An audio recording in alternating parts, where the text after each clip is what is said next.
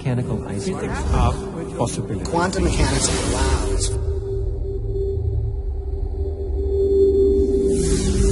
supreme mind. The brain is capable of millions of neural nets. Biochemical An emotional response. The brain does not know the difference between what it sees in its environment and what it remembers. We are running the holodeck. Whatever way we observe the world around us. So how can you continue to see the world as real if the self that is determining it to be real is intangible?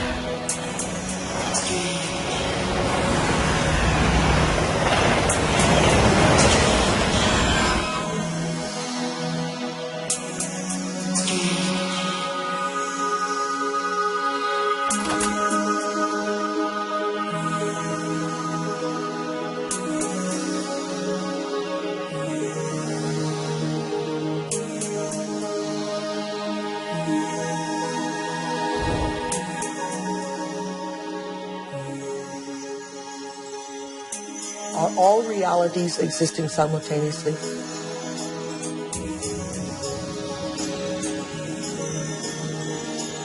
Is there a possibility that all potentials exist side by side?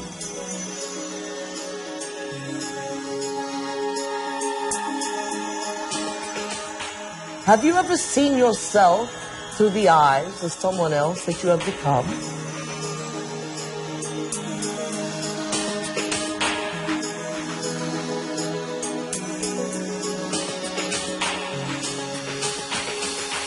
And looked at yourself through the eyes of the ultimate observer? Who are we? Where do we come from? What should we do? And where are we going? Why are we here? Well, that is the ultimate question, isn't it? What is reality? What I thought was unreal now, for me, seems in some ways to be more real than what I think to be real, which seems now more to be unreal. You can't explain it. And anybody who gets too lost and anybody who spends too much time trying to explain it is likely to get lost forever down the rabbit hole of mysteriousness. I think the more you look at quantum physics, the more mysterious and wondrous it becomes. Quantum physics, in very succinctly speaking, is a physics of possibilities. These are questions. These are addressing questions of how the world feels to us, of whether there's a difference between the way the world feels to us and the way it really is. Have you ever thought about what thoughts are made of? I think some of the things we're seeing with the children today is a sign that the culture is in the wrong paradigm and not appreciating the power of thought. Every age, every generation has its built-in assumptions that the world is flat, that the world is round, etc. There are hundreds of hidden assumptions, things we take for granted that may or may not be true. Of course, in the vast majority of cases, historically, these things aren't true. So presumably, if history is any guide, much about what we take for granted about the world simply isn't true. But we're locked into these precepts without even knowing it oftentimes. That's a paradox. Modern materialism strips people of the need to feel responsible. And often enough, so does religion. But I think if you take quantum mechanics seriously enough, it puts the responsibility squarely in your lap, and it doesn't give answers that are clear-cut and comforting. It says, yes, the world is a very big place, it's very mysterious, mechanism is not the answer, but I'm not going to tell you what the answer is, because you're old enough to decide for yourself. Is everyone a mystery? Is everyone an enigma? They most certainly are. Asking yourself these deeper questions opens up new ways of being in the world. It brings in a breath of fresh air. It makes life more joyful. The real trick to life is not to be in the know, but be in the mystery.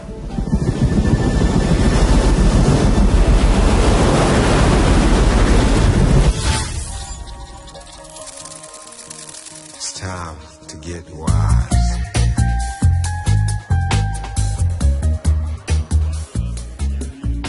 Why do we keep recreating the same reality? Why do we keep having the same relationships? Why do we keep getting the same jobs over and over again? In this infinite sea of potentials that exist around us, how come we keep recreating the same realities? Isn't it amazing that we have options and potentials that exist, but we're unaware of them? Is it possible that we're so conditioned to our daily lives, so conditioned to the way we create our lives, that we buy the idea that we have no control at all?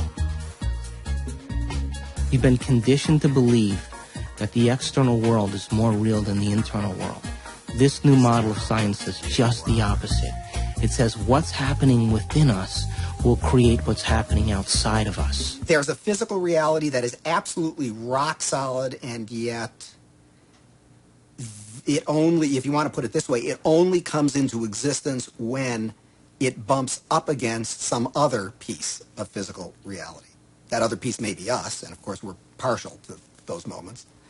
But it doesn't have to be either. It could be just some incidental rock comes flying along and interacts with this fuzzy mass of stuff, and sure enough, it provokes it into a particular state of existence. And there were philosophers in the past that said, look, if I kick a rock and I hurt my toe, that's real. I feel that, it feels real, it's vivid, and that means that it's reality. But it's still an experience, and it's still this person's perception of it being real.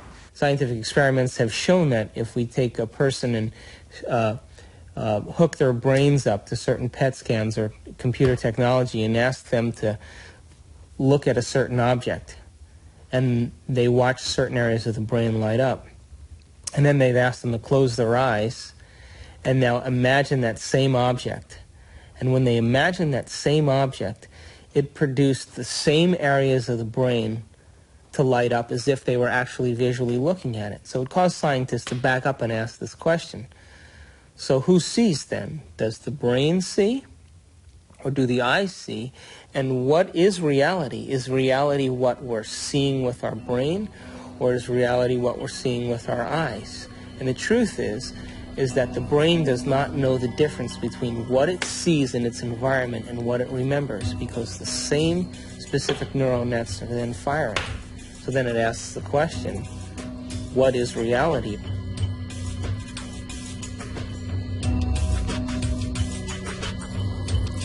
We're bombarded by huge amounts of information, and it's coming into our body, and we're processing it, coming in through our sense organs.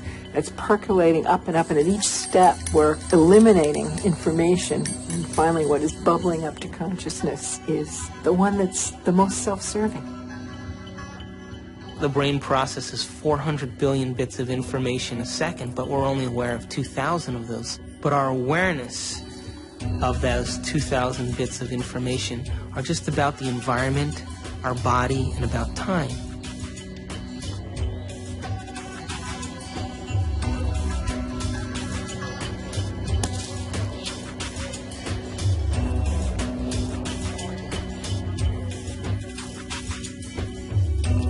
We're living in a world where all we see is the tip of the iceberg. The classical tip of an immense quantum mechanical iceberg. Hey, wow! You got a lot of shots to develop? No. Oh, bummer. Well, I'll catch you later.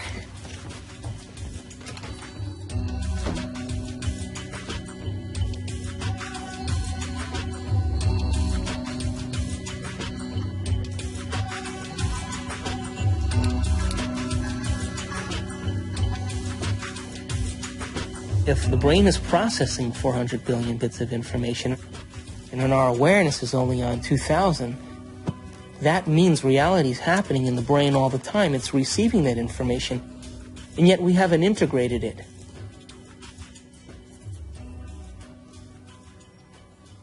The eyes are like the lens, but the tape that's really seeing is the back of the brain. It's called the visual cortex. It's right back here. It's like this camera and it's tape. Did you know that the brain imprints what it has the ability to see? Now, this is important. For example, this camera is seeing a lot more around me than what is here, because it has no objection and no judgment.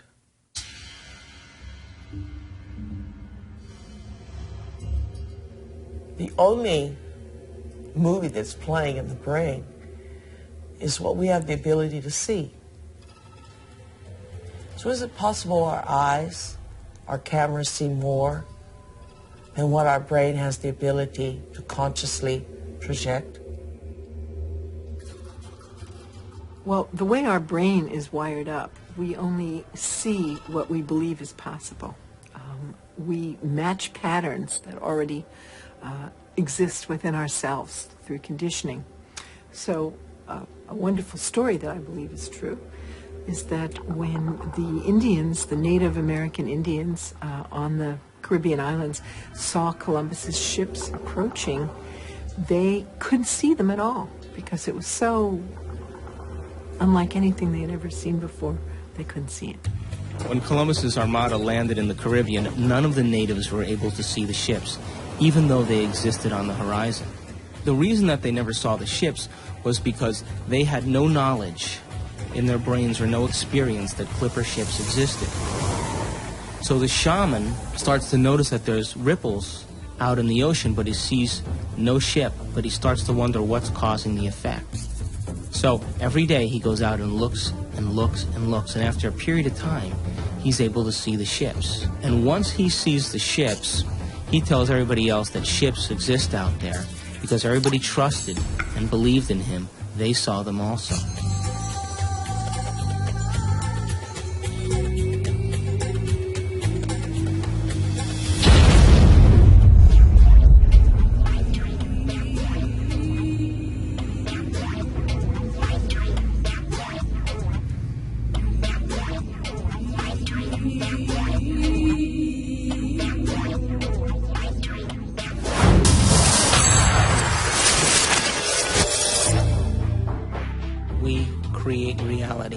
Reality-producing machines. We create the effects of reality all the time. We always perceive something after reflection in the mirror of memory. As far as whether or not we're just living in a big holodeck or not, it's a question that we don't necessarily have a good answer to. I think this is a big philosophical problem that we have to deal with in terms of what science can say about our world, because we are always the observer in science. So we are still always constrained by what is ultimately coming into the human brain that allows us to see and perceive the things that we do. So it is conceivable that all of this really is just a great illusion that we have no way of really getting outside of to see what is really out there. Your brain doesn't know the difference between what's taking place out there and what's taking place in here. There is no out there, independent of what's going on in here.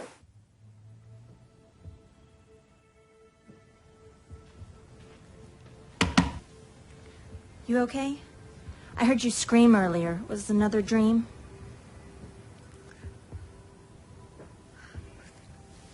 You were an Indian, watching Columbus's ship materialize out of thin air. Wow. And this medicine man kept hitting you. Cool. Hey, maybe it was a past life or a parallel reality or a future life. Get weird. Or maybe that dream was trying to tell you the truth. I guess it just depends on what you think is real. Maybe you should try different anxiety pills. My pills are fine, okay? Thank you. I have to go get dressed. I hope you feel better, Amanda.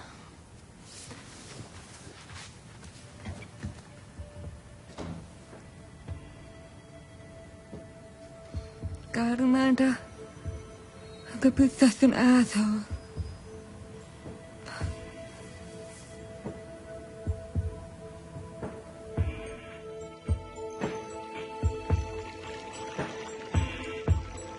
There actually are choices in the direction of how a life can go that are contingent upon small-level quantum effects not being washed out.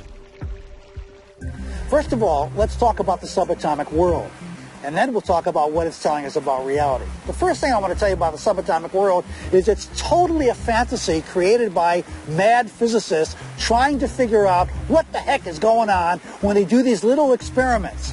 By little experiments, I mean big energy in little spaces and little pieces of time. It gets pretty nutty at that realm of things, and so subatomic physics was invented to try to figure that all out.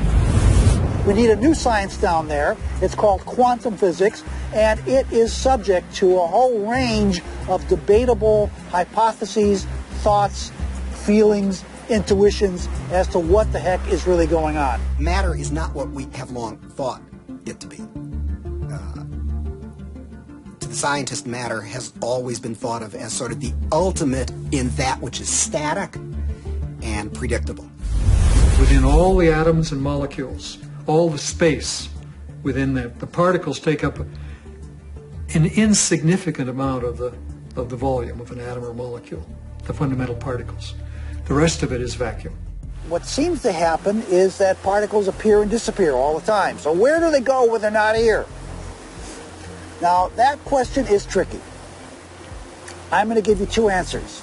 Answer number one, they go into an alternative universe where the people in that universe are asking the same question about those particles when they come into our universe. They say, where do they go? There's a great mystery called the mystery of the direction of time. There's a certain sense in which the fundamental laws of physics that we have don't make any interesting distinction, say, between past and future. For example, it's a puzzle from the standpoint of the fundamental laws of physics. Why we should be able to remember the past and not have the same kind of epistemic access to the future. It's a puzzle from the standpoint of these laws why we should think something like, by acting now, we can affect the future but not the past.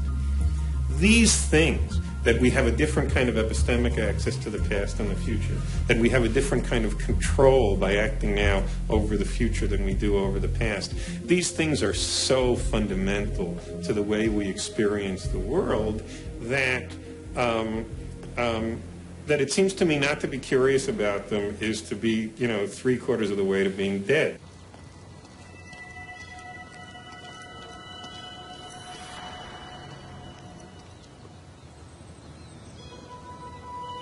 Want to shoot some hoops?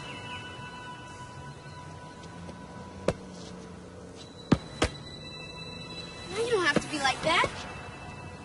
Come on and play. Look, he likes you. Don't you have time for a little one-on-one? How long has it been since you played?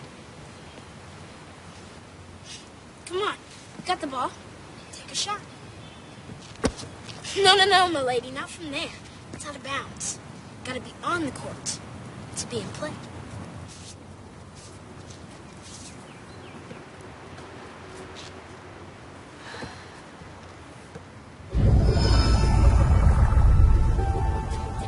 Welcome to Duke Reginald's court of unending possibilities.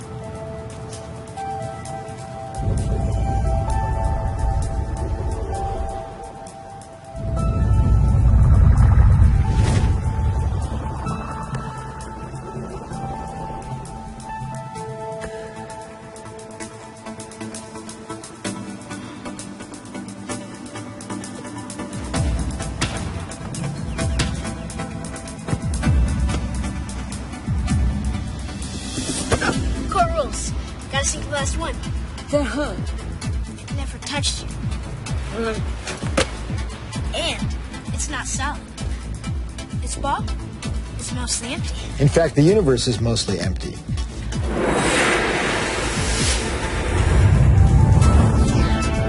We like to think of space as empty and matter as solid. But in fact, there is essentially nothing to matter whatsoever. It's completely insubstantial. Take a look at an atom. We think of it as a kind of hard ball. Then we say, oh, well, no, not really. It's this little tiny point of really dense matter right at the center, surrounded by a kind of fluffy probability cloud of electrons popping in and out of existence. But then it turns out that that's not even right. Even the nucleus, which we think of as so dense, hops in and out of existence just as readily as the electrons do.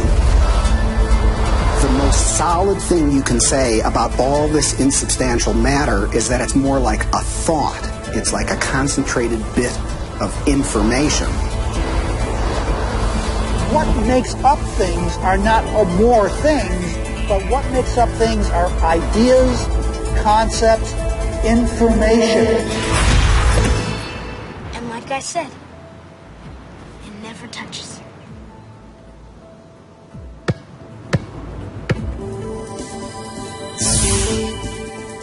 Those electrons build up a charge and push the other electrons away before they touch.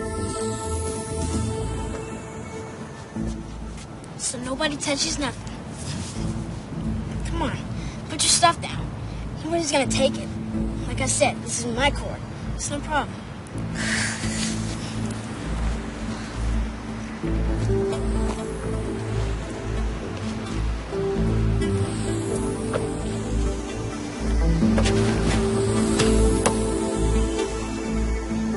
How long has it been? I blink. It's only in conscious experience that it seems that we move forward in time. In quantum theory, you can also go backwards in time. You can always go back in time.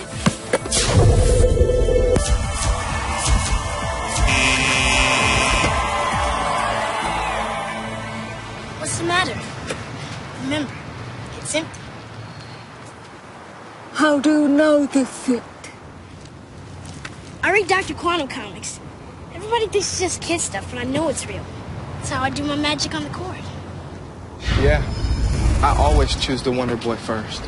He's got the weirding way. Well, Dr. Quantum says everybody's got it. Everybody's doing it. Doing it constantly. Each and every time you look.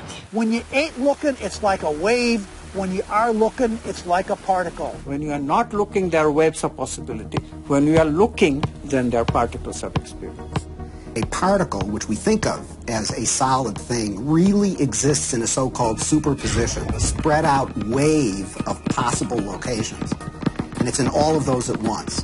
The instant you check on it, it snaps into just one of those possible positions. Quantum superposition implies that a particle can be in two or more places or states simultaneously. And this is a very bizarre concept and one of the hallmarks of the quantum world. Superheroes use superposition, with the world being potential strips of reality. Until we choose. Heroes choose what they want. Being in many places at once, experiencing many possibilities all at once, and then collapsing on the one. The question is, how far down the rabbit hole do you want to go?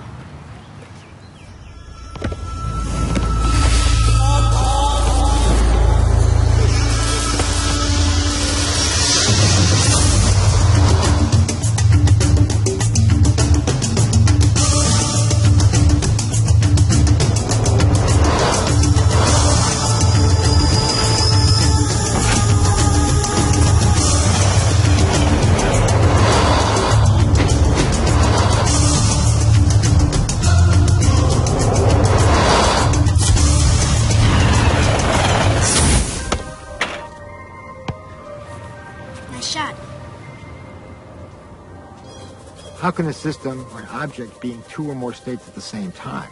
It's very easy. Instead of thinking of things as things, we all have a habit of thinking that everything around us is already a thing, existing without my input, without my choice. You have to banish that kind of thinking. Instead, you really have to recognize that even the material world around us, the chairs, the tables, the rooms, the carpet, camera included, all of these are nothing but possible movements of consciousness. And I'm choosing moment to moment out of those movements to bring my actual experience into manifestation. This is the only radical thinking that you need to do. But it is so radical, it's so difficult, because our tendency is that the world is already out there, independent of my experience. It is not. Quantum physics has been so clear about it. Heisenberg himself, co-discoverer of quantum physics, said atoms are not things. They are only tendencies. So instead of thinking of things, you have to think of possibilities. They're all possibilities of consciousness. You now can see in numerous labs around the United States objects that are large enough to be seen by the naked eye, and they are in two places simultaneously. And you can actually take a photograph of that. Now, I suppose if you showed a photograph, they'd say, oh, great, here's this nice blob of colored light, and I see there's a bit of it over here, and another bit of it. So you got a picture of two dots. What's the big deal? And if so, well, look right in the chamber. You can see it right there. Oh, I see two things there. And say, no, that's not two things. That's one thing. It's the same thing in two places. I'm not sure that people's jaw would drop about it, because I don't think people really believe it. And I don't mean that people say, oh, you're lying, or, oh, the scientists are confused. I think it is so mysterious that you can't even understand how amazing it is. And then furthermore, you've seen Star Trek and whatnot. Beam me up, Scotty. So it all seems sort of, oh, well, what does that really mean? But you've got to really stop and think about what that means, that it's the same object and it's in two places at once. And people tinker in the lab, and they get angry about things, and they have lunch, and they go home, and they lead their lives just as though nothing utterly astounding is happening, because, of course, that's how you have to go about it. And yet there is this completely amazing magic sitting right in front of your eyes. Quantum physics calculates only possibilities. But if we accept this, then the question immediately comes, what chooses among these possibilities to bring the actual event of experience? So we immediately see that consciousness must be involved. The observer cannot be ignored. We know what an observer does from a point of view of quantum physics, but we don't know who or what the observer actually is. Doesn't mean we haven't tried to find an answer. We've looked. We've gone inside of your head. We've gone into every orifice you have to find something called an observer, and there's nobody home. There's nobody in the brain. There's nobody in the cortical regions of the brain. There's nobody in the subcortical regions or the limbic regions of the brain. There's nobody there called an observer. And yet we all had this experience of being something called an observer, observing the world out there. Is this the observer, and which is so intricate to understanding the wacky, weird world of quantum particles and how they react? Is this, then, the observer? In my modeling, the observer is the spirit inside the four-layered bio-body suit. And so it's like the ghost in the machine. It is the consciousness that's driving the vehicle. And it is observing the surround. The four layers of the bio-body suit have all kinds of sensory systems to pick up signatures from the surround.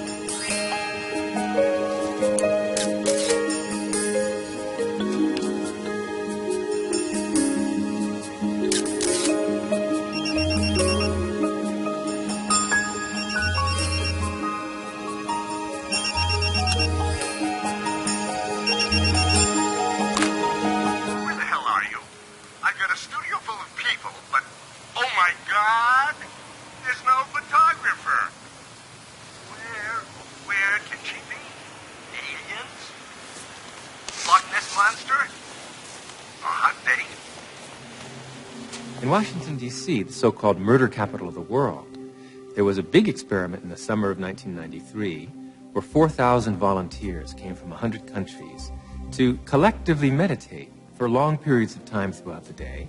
It was predicted in advance that with such a sized group, you'd have a 25% drop in violent crime, as defined by the FBI, in Washington that summer. Well, the chief of police went on television saying that, look, it's going to take 2 feet of snow to reduce crime by 25% in Washington, D.C. this summer.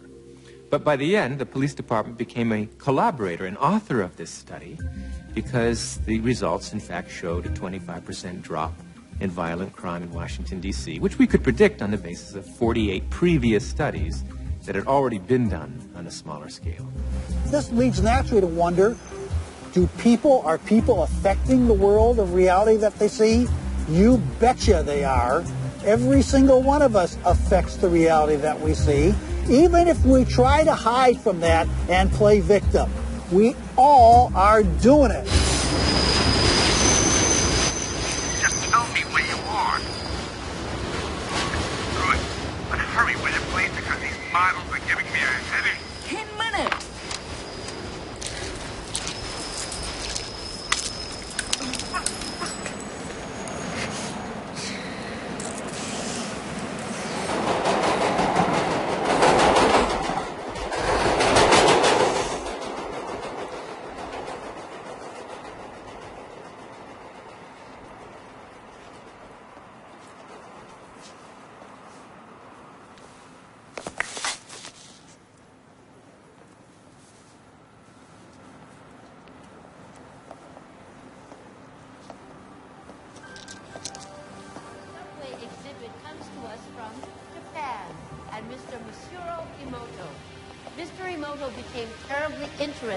In the molecular structure of water and what affects it. Now, water is the most receptive of the 4 elements.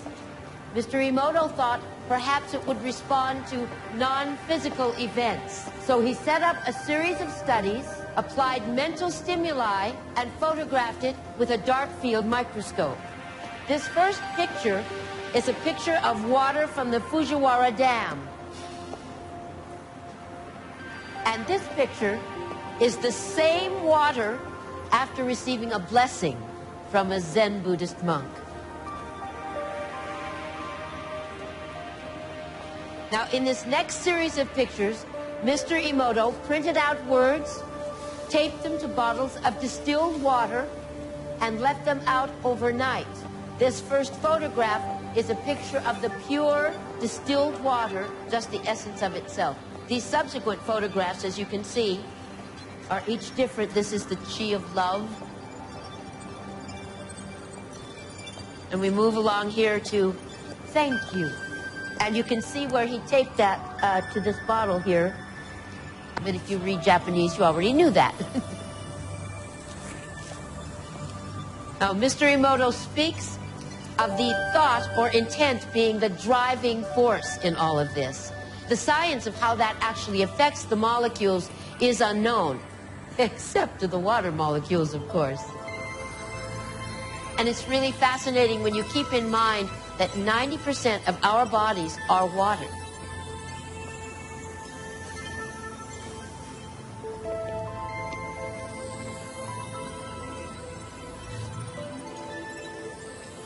Makes you wonder, doesn't it? If thoughts can do that to water, imagine what our thoughts can do to us.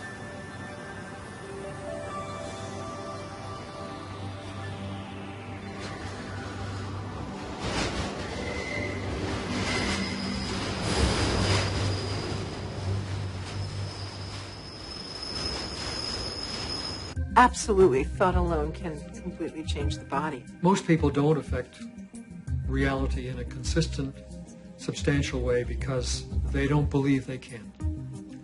They write an intention and then they erase it because they think that's silly. I mean, I can't do that.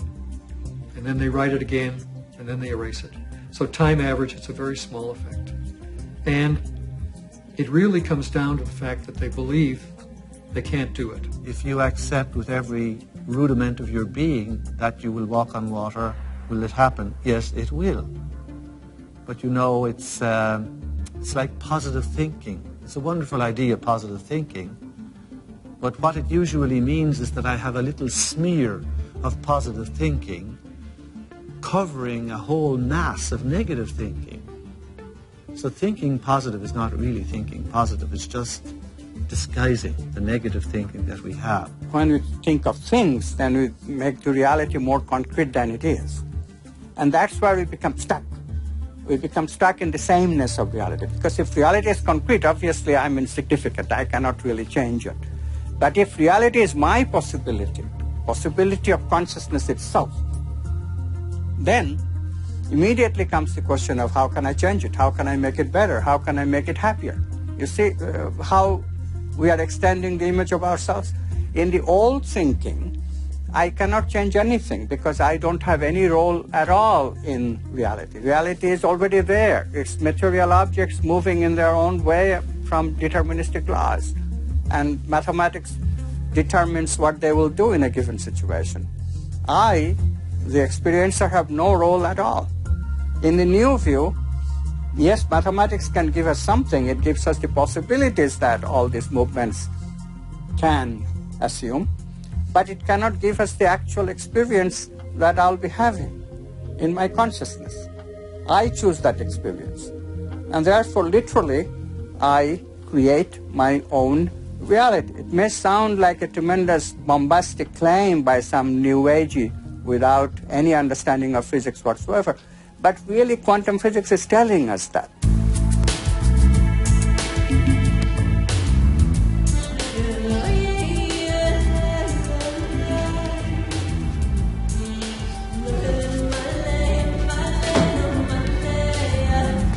Hey, how was the shoot? Sorry.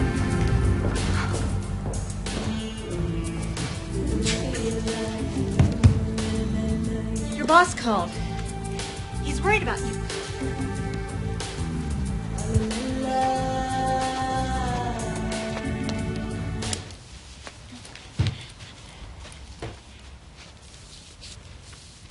Amanda, I want to thank you for letting me stay here.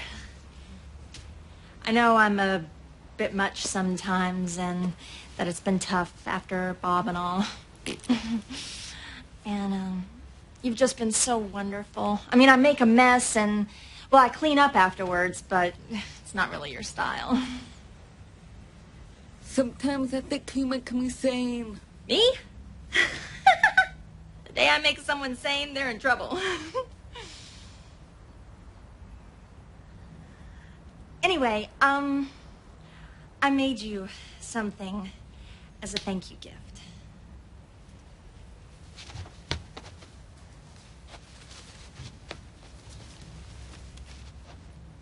Open it.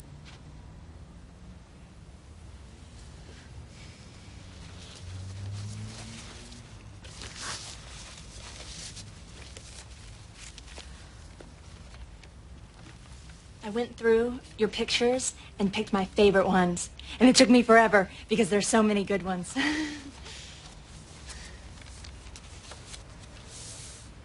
This. That's for all the wonderful photos you will be taking.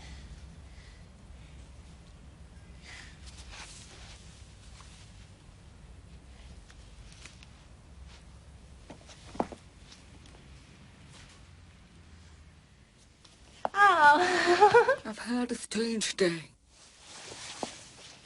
Thank you.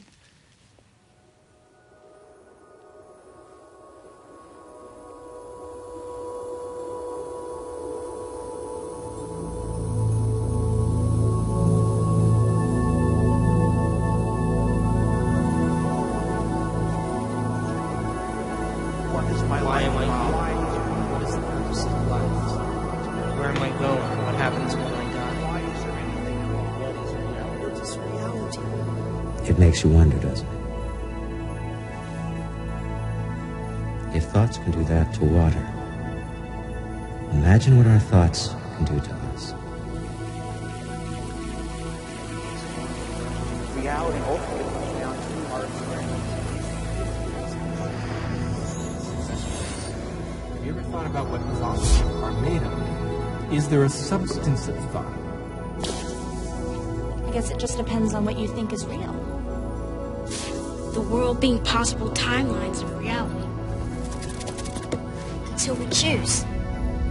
Are all realities in the quantum field existing simultaneously? My definition of an addiction is something really simple, something that you can't stop. There literally are different worlds in which we live. There's the macroscopic world that we see. There's the world of our cells. It's the world of our atoms. The world of our nuclei. These are each totally different worlds. They have their own language. They have their own mathematics. They're not just smaller. Each is totally different. But they're complementary. Because I am my atoms, but I am also my cells. I'm also my macroscopic physiology. It's all true. They're just different levels of truth. The deepest level of truth uncovered by science and by philosophy is the fundamental truth of unity. At that deepest subnuclear level of our reality, you and I are literally one.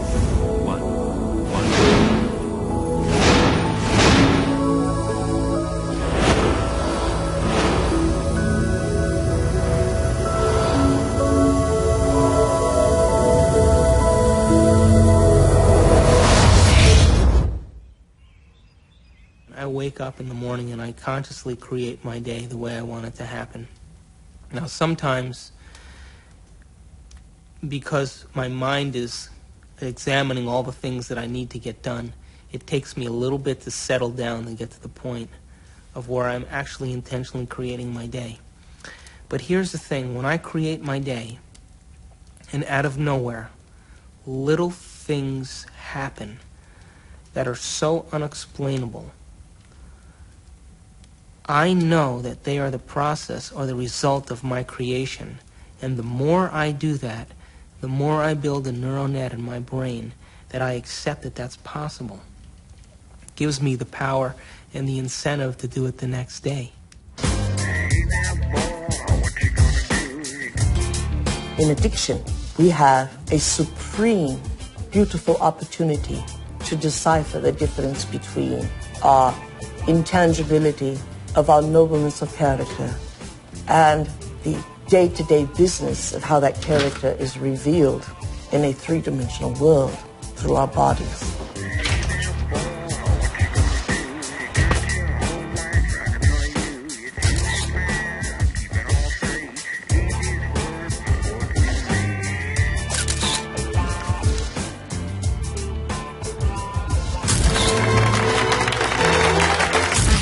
Weddings.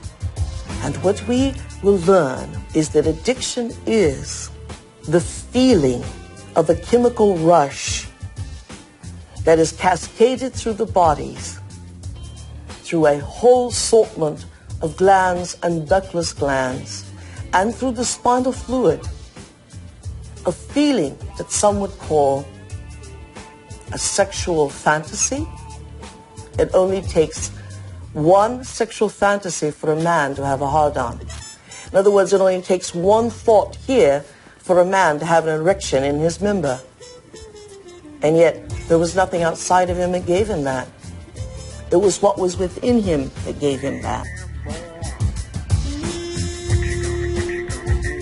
Oh, hey, Amanda, I didn't know you were there.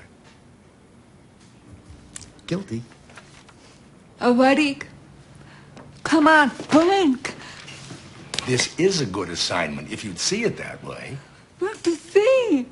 I do. They did. Oh, God, Amanda. I mean, you live in your past. I mean, everything with you is about what happened. You hate churches. You hate weddings. You hate guys. And I want you to go scope it out. Don't need to. I got mine there. I know. I took the pictures, remember? You got too many memories clouding your vision. Oh, Amanda, you know you're the best technical photographer I have. And I want to have some great pictures. You know what? You need a good Polish wedding. And watch out for those good Catholic boys, huh? You need the priest. Come on, get out of here. Bye. When I was younger, I had lots of ideas about what God was. And now I realize I'm not conscious enough to truly understand what that concept means. That I am at one with the great being that made me and brought me here and that formed the galaxies and the universes, etc.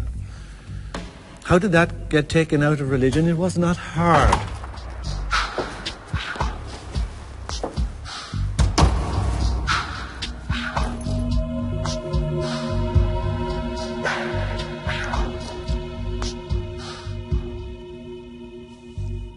Most of the problems that religion and various philosophical movements down through the centuries have produced have been errors because that's where they started.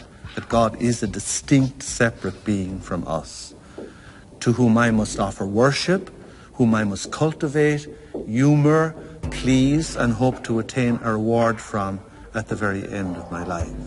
That is not what God is. That is a blasphemy. God is such a broad thing, some parts of which, most of the parts of which that are associated with organized religion is something that I sort of recoil at and something that I think has done a lot of harm to the world, done harm to women, done harm to oppressed peoples, done harm to the World Trade Center. And yet, at the same point, we have the epitome of a great science. The closest science has ever come to explaining Jesus' interpretation that the mustard seed was larger than the kingdom of heaven. And the only science that can fit into that analogy is quantum physics.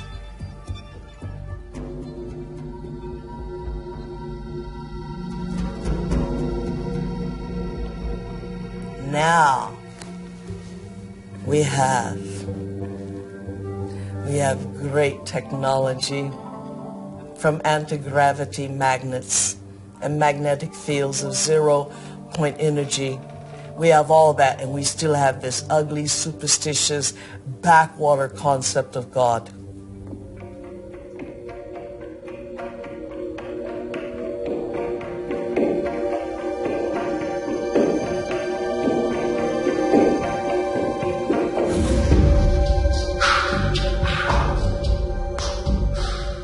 Fall into line very readily when they're threatened by these cosmic sentences of everlasting punishment.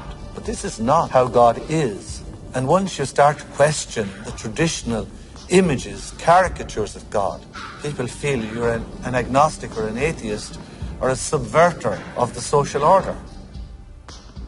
God must be greater than the greatest of human weaknesses, and indeed the greatness of human skill, that God must even transcend, are most remarkable to emulate nature in its absolute splendor. How can any man or woman sin against such a greatness of mind? How can any one little carbon unit on Earth, in the backwaters of, indeed, the Milky Way, the boondocks, betray God Almighty? That is impossible. The height of arrogance is the height of control of those who create God in their own image.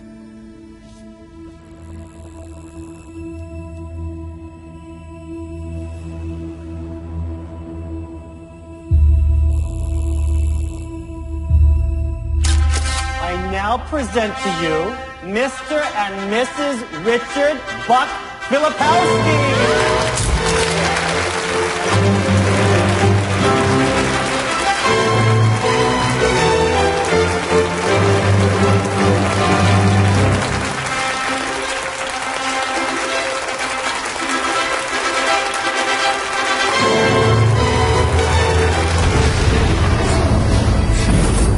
Rain, when it fires its thoughts, is likened unto the landscape of a thundercloud.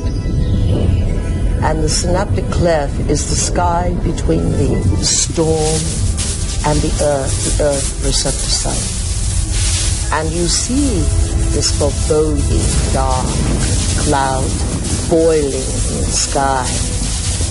and you see electrical impulses moving through it, veins of electric light, and then you see it hit the ground. The brain looks like a thunderstorm when it is presenting a coherent thought. So no one has ever seen the thought. What they do see in neurophysics is that they see a storm raging around different quadrants of the brain. Those are areas that are mapped in the body and what the person must be responding to. A holographic image. Rage, murder, hate, compassion, love. The brain does not know the difference between what it sees in its environment and what it remembers, because the same specific neural nets are then firing. The brain is made up of tiny nerve cells called neurons. These neurons have tiny branches that reach out and connect to other neurons to form a neural net. Each place where they connect is integrated into a thought or a memory. Now, the brain builds up all its concepts by the law of associative memory. For example, ideas, thoughts, and feelings are all constructed and interconnected in this neural net, and all have a possible relationship with one another. The concept and the feeling of love, for instance, is stored in this vast neural net. But we build the concept of love from many other different ideas. Some people have love connected to disappointment. When they think about love, they experience the memory of pain, sorrow, anger, and even rage. Rage may be linked to hurt, which may be linked to a specific person, which then is connected back to love. We build up models of how we see the world outside of us. And the more information that we have, the more we refine our model one way or another. And what we ultimately do is tell ourselves a story about what the outside world is. Any information that we process, any information that we take in from the environment is always colored by the experiences that we've had and an emotional response that we're having to what we're bringing in. Who is in the driver's seat when we control our emotions or we respond to our emotions? We know physiologically that nerve cells that fire together wire together. If you practice something over and over again, those nerve cells have a long-term relationship. If you get angry on a daily basis, if you get frustrated on a daily basis, if you suffer on a daily basis, if you give reasons for the victimization in your life, you're rewiring and reintegrating that neural net on a daily basis, and that neural net now has a long-term relationship with all those other nerve cells called an identity. We also know that nerve cells that don't fire together no longer wire together. They lose their long-term relationship because every time we interrupt the thought process that produces a chemical response in the body, every time we interrupt it, those nerve cells that are connected to each other start breaking the long-term relationship. When we start interrupting and observing, not by stimulus and response and that automatic reaction, but by observing the effects it takes, then we are no longer the body, mind, conscious, emotional person that's responding to its environment as if it is automatic.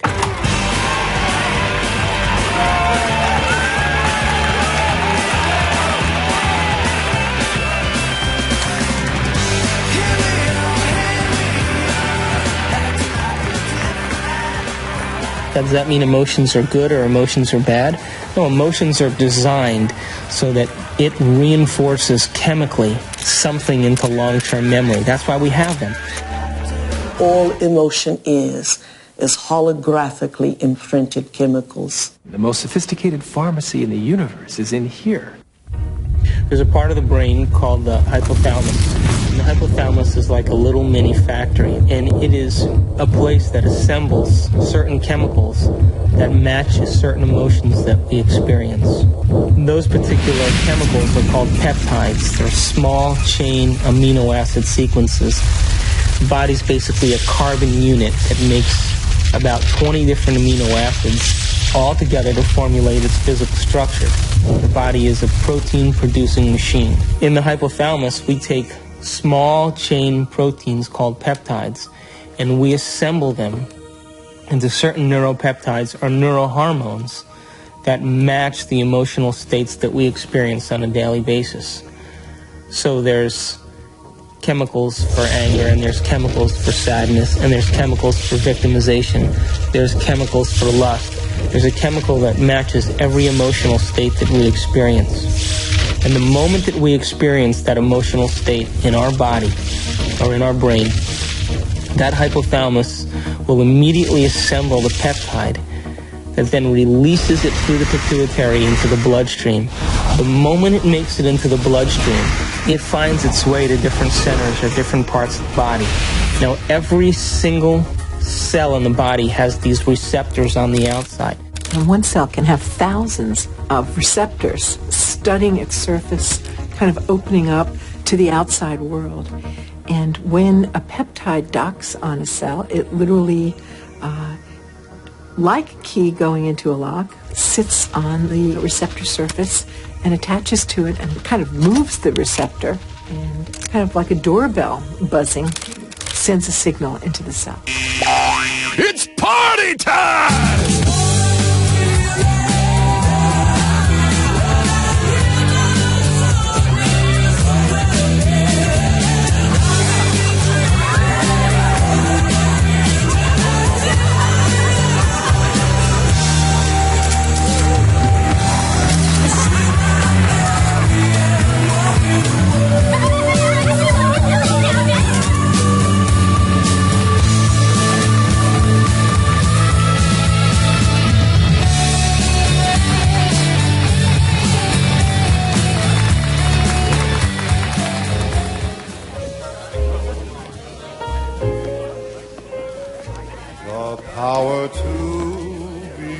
What happens in adulthood is that most of us who've had our glitches along the way are operating in an emotionally detached place, or we're operating as if today were yesterday.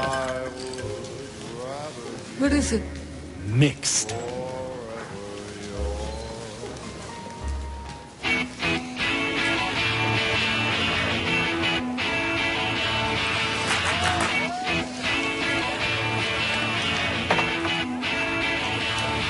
In either the disconnected place or the overly emotional reactive place, because they've gone to an earlier time in reality, the person is not operating as an integrated whole.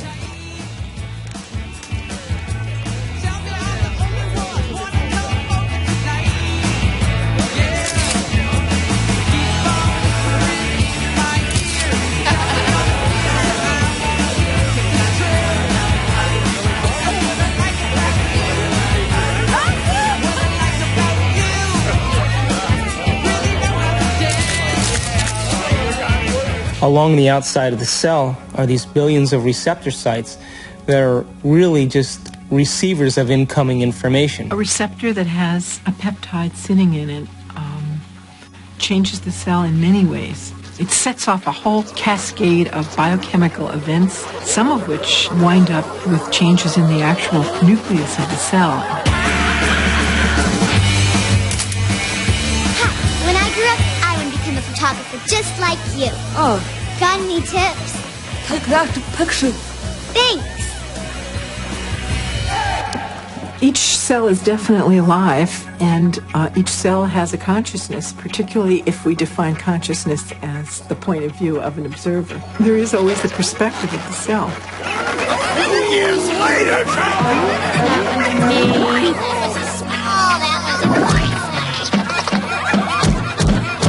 In fact, the cell is the smallest unit of consciousness in the body. I'm hungry!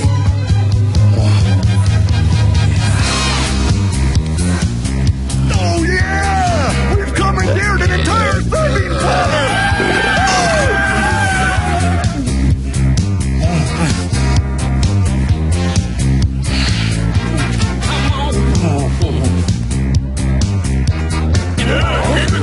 Keep it coming! Yeah! Oh yeah! Well, my definition of an addiction is something really simple. Something that you can't stop. Oh, make me suffer, please.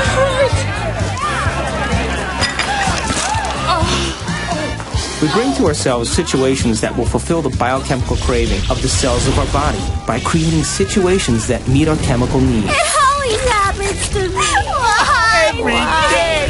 An addict will always need a little bit more in order to get a rush or a high of what they're looking for chemically. Don't tell me to calm down. You're always bossing me around. So my definition really means that if you can't control your emotional state, you must be addicted to it. I knew this was going to happen. That's not what we agreed upon. You're not going to screw me. Read the contract, You dear. won't do anything about it, so I No, will.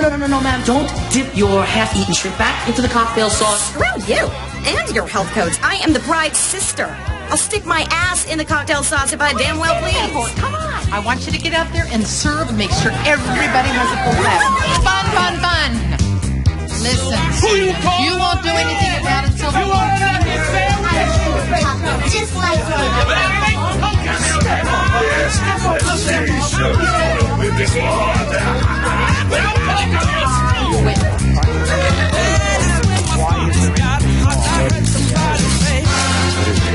What is reality? I don't know those things.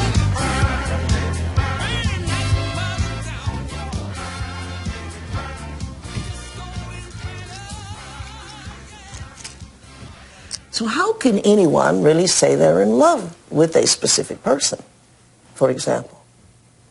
They're only in love with the anticipation of the emotions they're addicted to.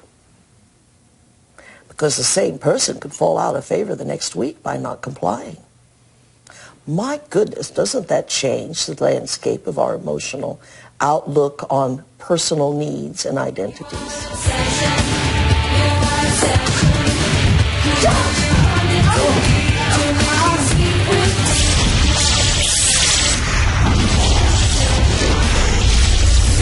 Oh, yeah.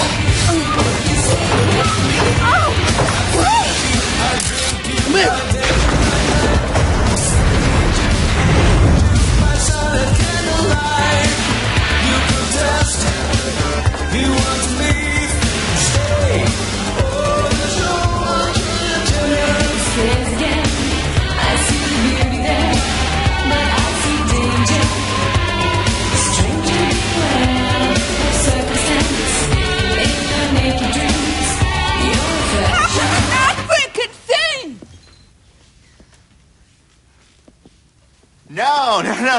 No.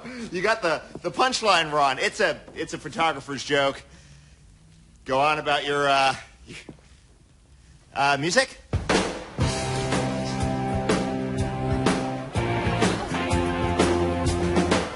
Are you okay? Right, I thought that could have been some girl. When? Now. I was with the groom. Hey, I could reach it. I'm sorry. I was with the groom just now. Yeah, he loves Paulette. Where?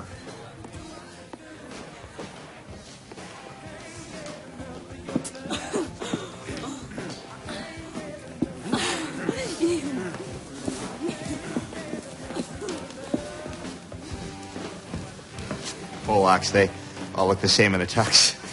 You're not Polish. Hi. Thanks. Here. This will help.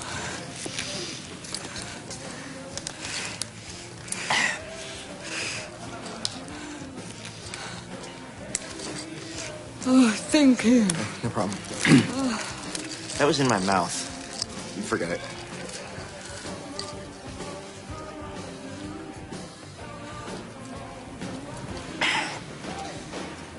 So, what's your name? Elliot. Hi. Yeah. It's I'm Amanda. Hey, Amanda. I should have asked you what your name. You photograph a lot of weddings?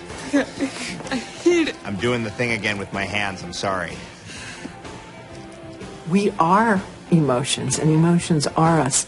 Again, I can't separate emotions. When you consider that every aspect of your digestion, every sphincter that opens and closes, every group of cells that come in for nourishment and then moves out to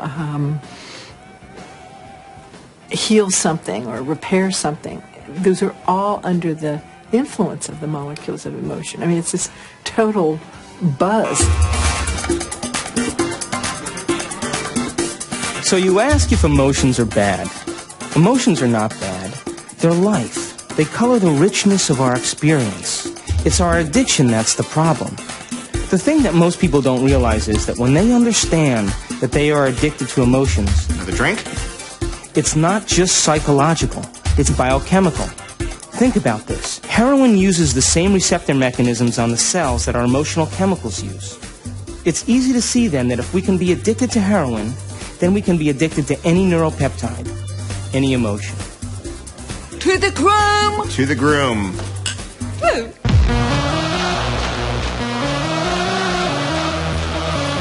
What's up, guys? What's up, man? Hello. What do we need? Some boxes. Put out! Yeah, baby!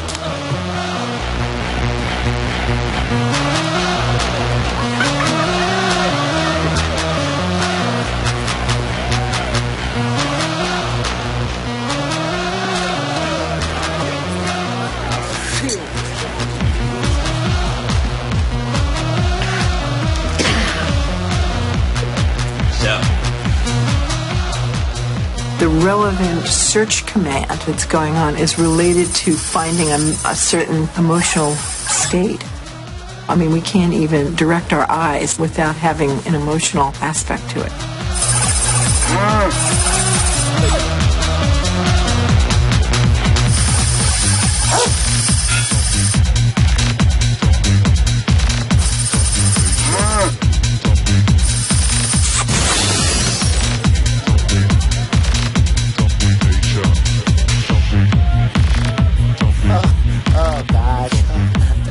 She wouldn't fall for me. Oh, mama! Woo! What the hell are you waiting for? Come on, you little pussies! Jeez, I can't believe you guys! What are you? Ooh, come on, just get the hell out of the way! Hi there, honey! Come on, baby, you know you want it. Oh, don't give me that look.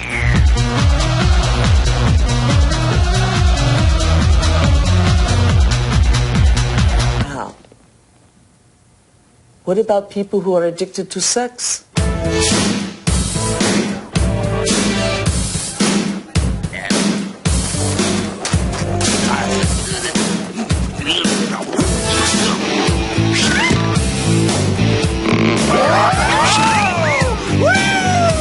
Hello there, big boy. Is there a rocket in your pocket, or are you just happy to see me?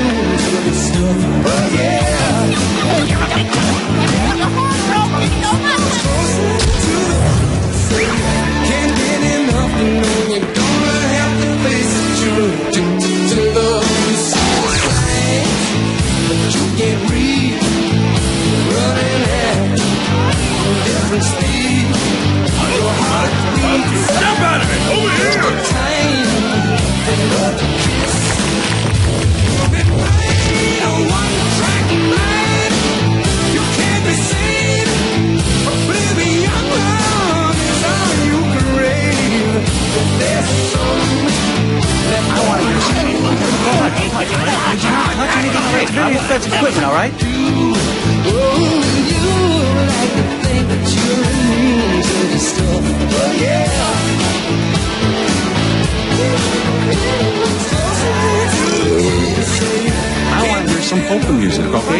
People want to hear some I know polka we're gonna play. music. You can't have a Polish wedding without polka music.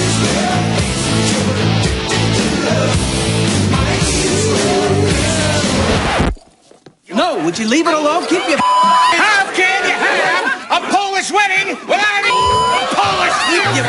Hands off my equipment!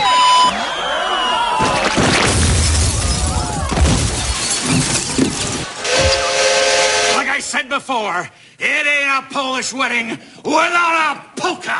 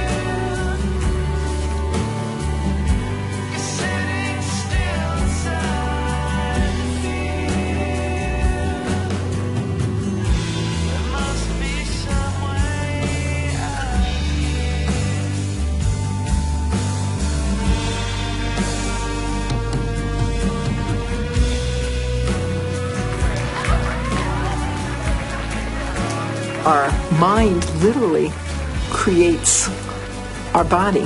So it all starts in the cell. The cell is a protein-producing machine, but it gets its signal from the brain. One of the things about receptors is they change in their sensitivity. If a given receptor for a given drug or internal juice is being bombarded for a long time at a high intensity, it will literally shrink up. There will be less of them, or it will be hooked up in such a way that it is desensitized or downregulated. So the same amount of drug or internal juice will elicit a much smaller response.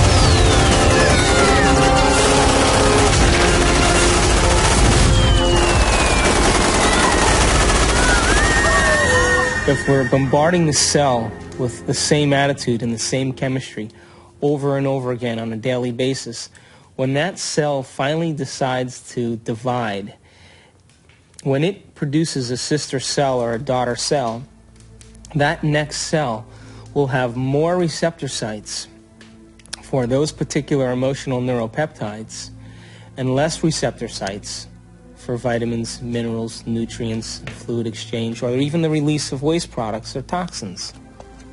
Now, all aging is a result of improper protein production. What happens when we age? Our skin loses elasticity. Well, elastin is a protein. What happens to our enzymes? We don't digest as well. What happens to our synovial fluid?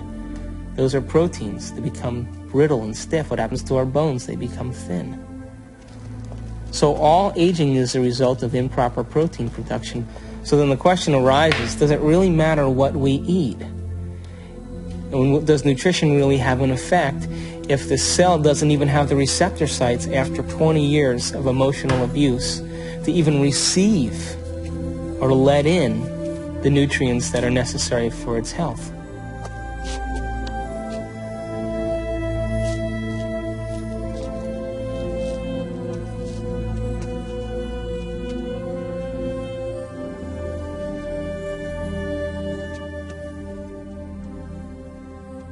Okay, guys, it's time for a course correction on our trajectory along the path of our adventure. And that course correction is the movement to a new paradigm, just an expansion of the old. Just as the universe is larger than we thought it was in our modeling. And it's always larger than we think it is.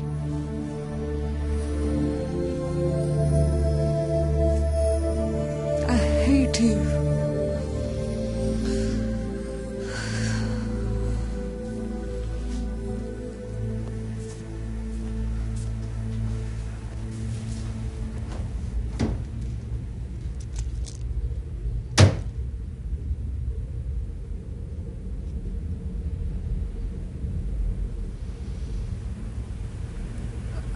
Hate you.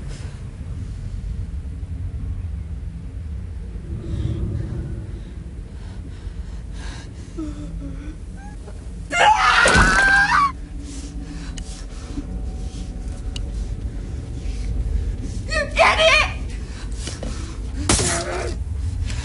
You suck! Look at you! You fucked! You're ugly! You're worth nothing! You get it all! I hate you!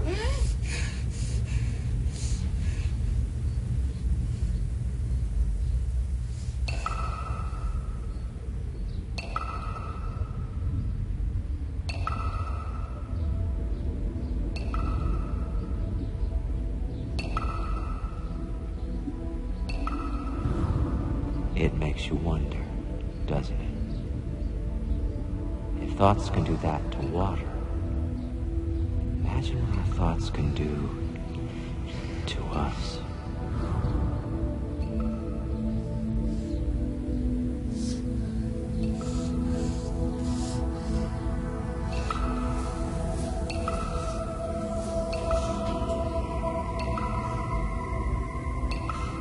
No one has ever came along and ever given you sufficient, intelligent knowledge about your beautiful self, how you work from the inside out.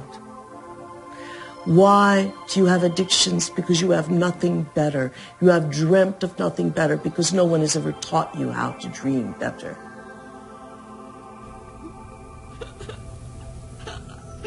Do I think that you are bad? I don't think you're bad. Do I think you're good? I don't think you're good either. I think you're God.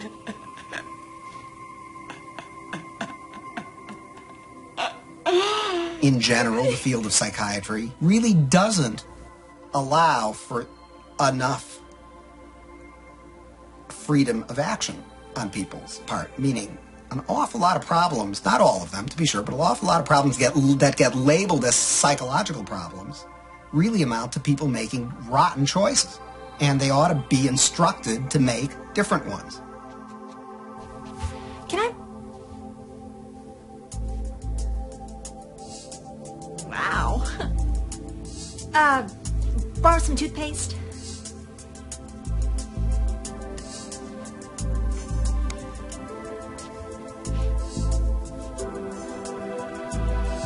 Thanks.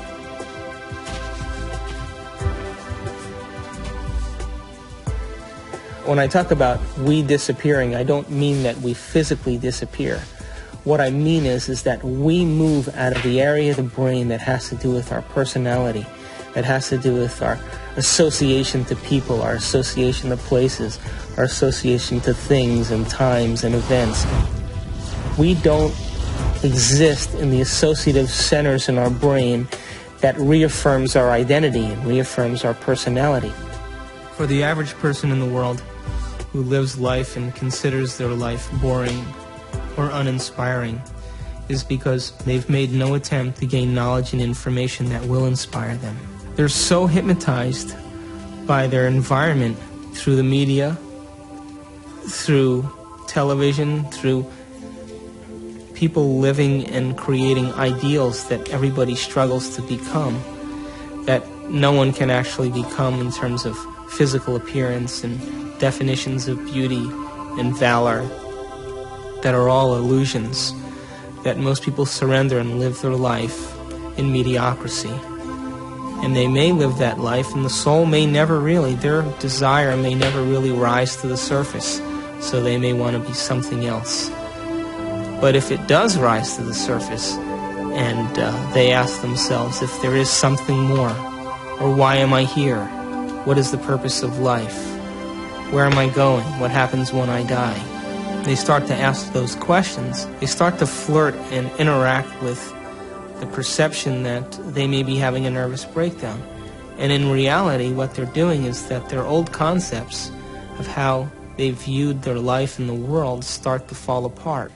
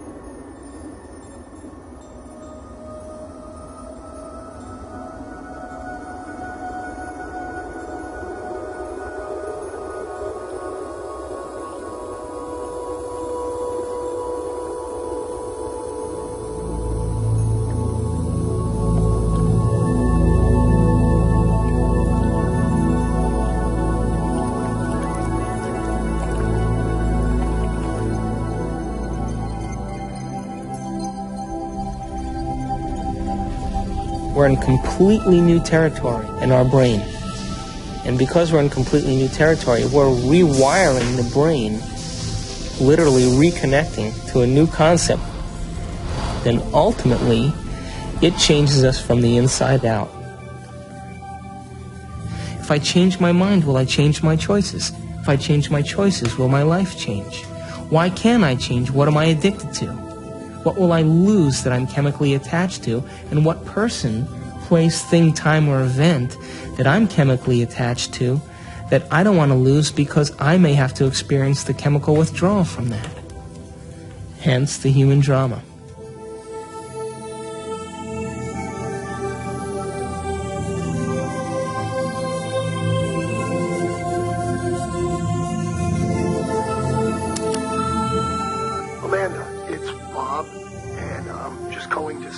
I hope that you can come tonight. I really want to see you. I really want to talk to you. I know we can work things out.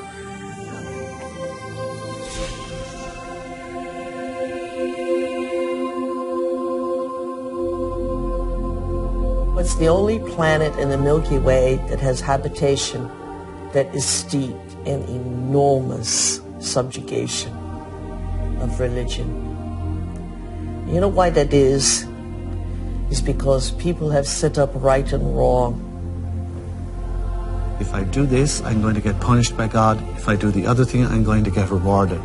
This is a really poor description that tries to map out a path in life for us to follow, but with deplorable results, because there really is no such thing as good or bad.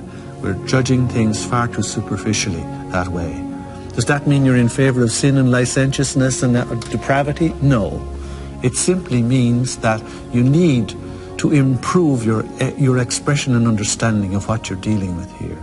There are things that I do, and I know they'll evolve me. There are other things that will not evolve me. But it's not good or bad. And there's no God waiting to punish you because you did one or the other. There is no God condemning people. Everyone is God's. At the same time, God is the sort of placeholder name for those parts of our experience of the world which are somehow transcendent, somehow sublime. I have no idea what God is. Yet I have an experience that God is. There is something very real about this presence called God. Although I have no idea how to define God, to see God as a person or a thing, I can't seem to do it. It's kind of like asking a human being to explain what God is similar to asking a fish to explain the water in which the fish swims. God is a superposition of all the spirit from all things. You are a God in the making, and you have to walk this path. But someday, you have to love the abstract as much as you love the condition of addiction. The only way that I will ever be great to myself is not what I do to my body, but what I do to my mind.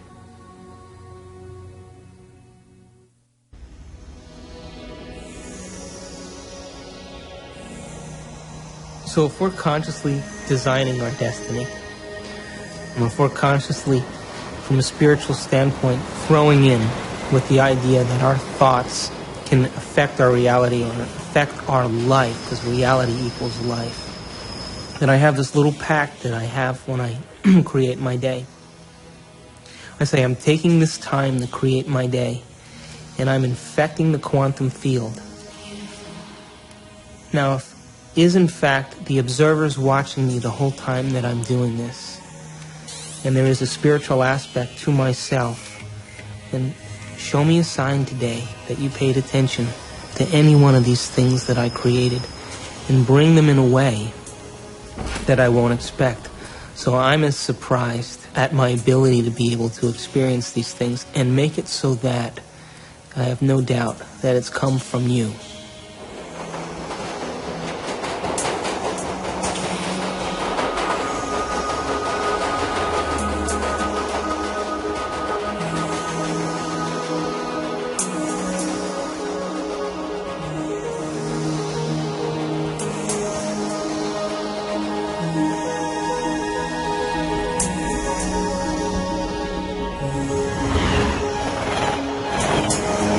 The brain is capable of millions of different things that that people just really should learn that how incredible they actually are and how incredible their minds actually are, and that not only do they have this unbelievable thing within their head that can do so many things for them and can help us learn and can actually change and adapt, and it can make us something better than what we actually are, and it can actually help us to transcend ourselves.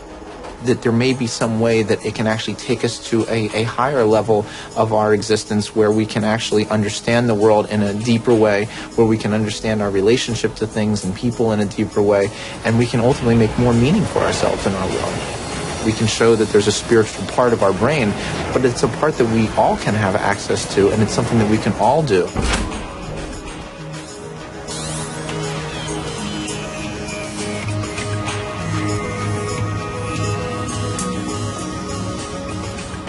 We have to formulate what we want and be so concentrated on it and so focused on it and have so much of our awareness of it that we lose track of ourselves. We lose track of time. We lose track of our identity.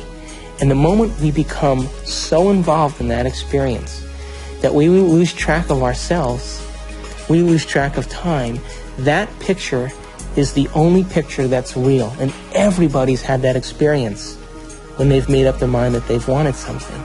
That's quantum physics in action. That's manifesting reality. That's the observer in full effect. Your consciousness influences others around you. It influences material properties. It influences your future. You are co-creating your future.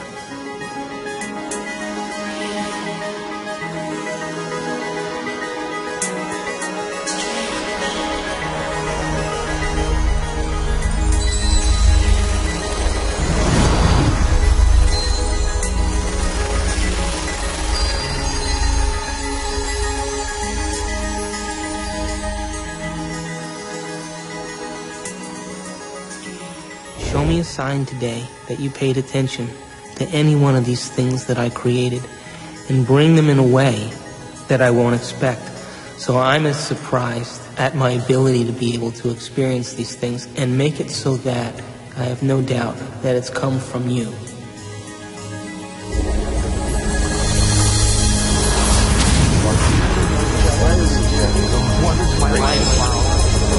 Consciousness is related to something fundamental.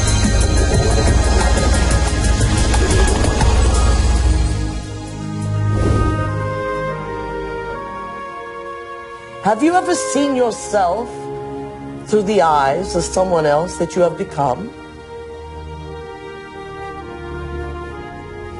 What an initiation.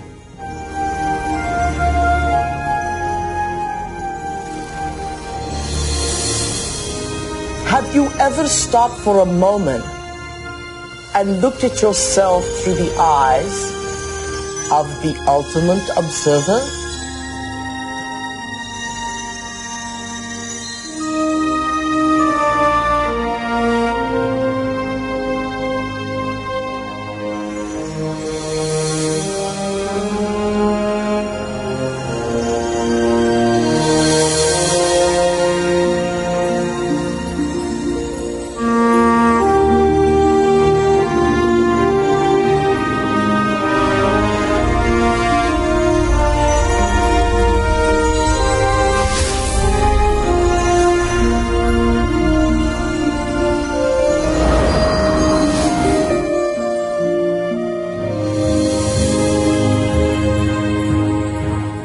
I am much more than I think I am. I can be much more even than that. I can influence my environment, the people. I can influence space itself. I can influence the future. I am responsible for all those things. I and the surround are not separate. They're part of one. I'm connected to it all. I'm not alone.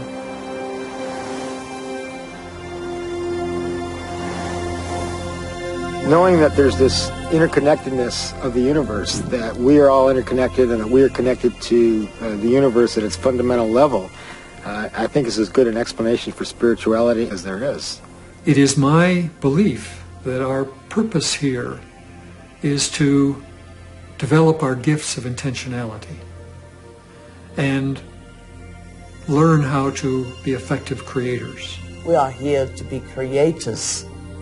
We are here to infiltrate space with ideas and mansions of thought. We are here to make something of this life. To acknowledge the quantum self, to acknowledge the place where we really have choice, to acknowledge mind.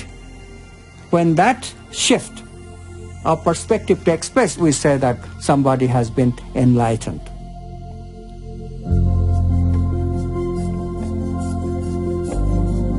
Quantum mechanics allows for the intangible phenomenon of freedom to be woven into human nature.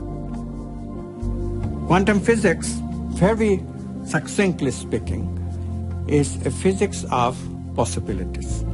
It opens fundamentally the question of whose possibilities and who chooses from these possibilities to give us the actual event of experience. The only answer that is satisfactory, both logically and meaningfully, is the answer that consciousness is the ground of all being.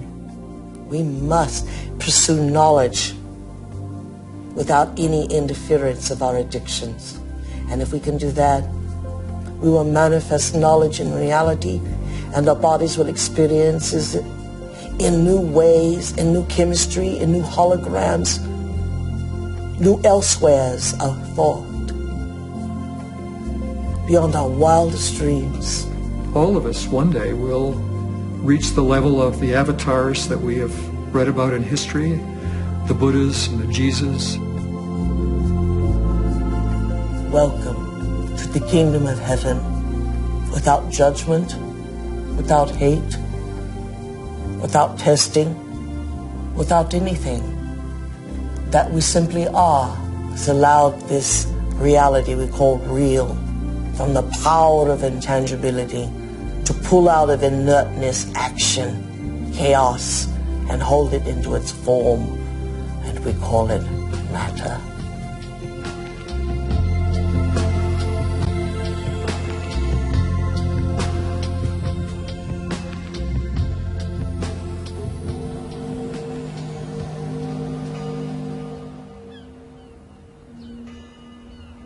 How can we measure the effects? We get to live our life and see then if somewhere in our lives something's changed.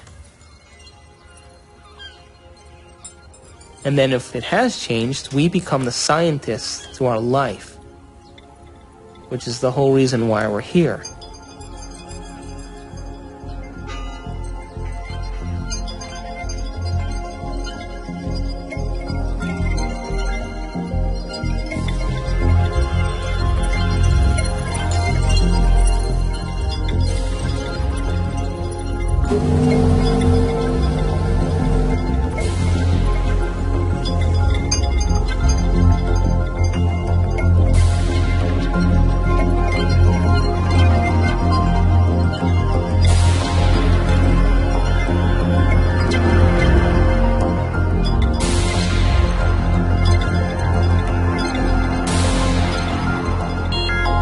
Don't just take it at face value. Test it out and see whether it's true.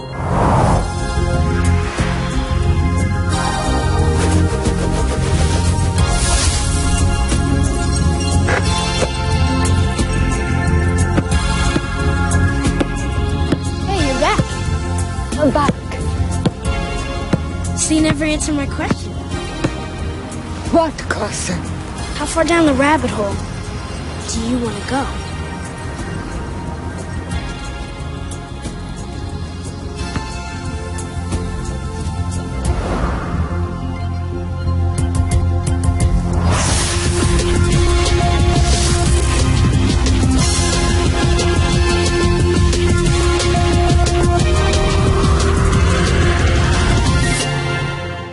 Ponder that for a while.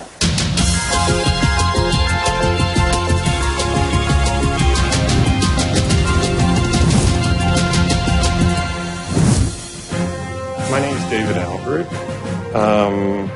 I got a PhD in theoretical physics. I studied biochemistry at Rutgers University and then went to chiropractic college at Life University in Atlanta, Georgia. My postgraduate training is in anatomy and physiology, neurochemistry, neurophysiology, and genetics. I study quantum physics. I sometimes teach it. I have written a book on quantum physics and many books explicating the meaning of quantum physics.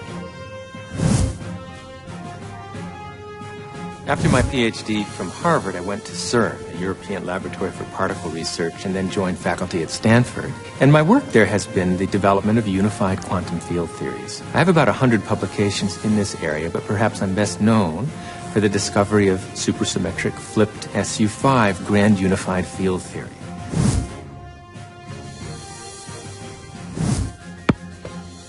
I make my living as an anesthesiologist, and every day as I put my patients to sleep, I kind of wonder where they go and why they're there in the first place. And that's one of the reasons that attracted me to anesthesia and the study of consciousness.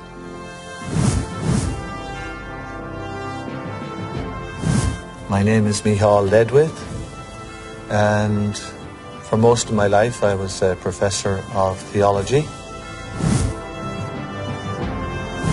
I'm Dr. Daniel Monti. I'm a physician with specialty training in psychiatry and human behavior.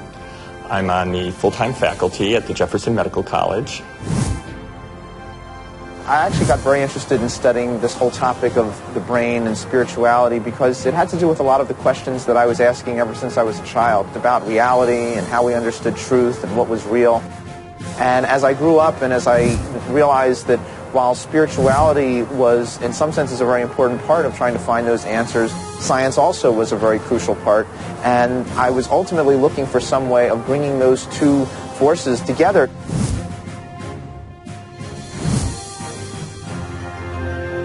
Well, my name is Candace Pert, and I'm a professor at Georgetown in the medical school.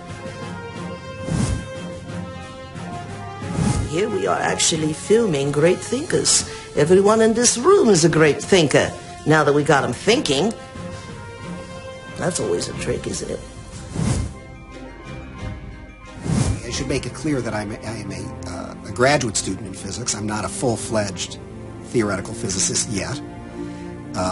But if fortune smiles on me and I continue to work like a dog on my problem sets and exams and whatnot, eventually what I hope to do with this is to apply fundamental quantum theory to quantum information processing. So I decided, well, if I gave up being department chairman, and if I gave up all my professional committees, and I gave up all my government committees, I would have a block of time that I could put to work. Of course, I give up all my power positions, but you have to sacrifice something. I had to keep my day job because my family needed to be fed.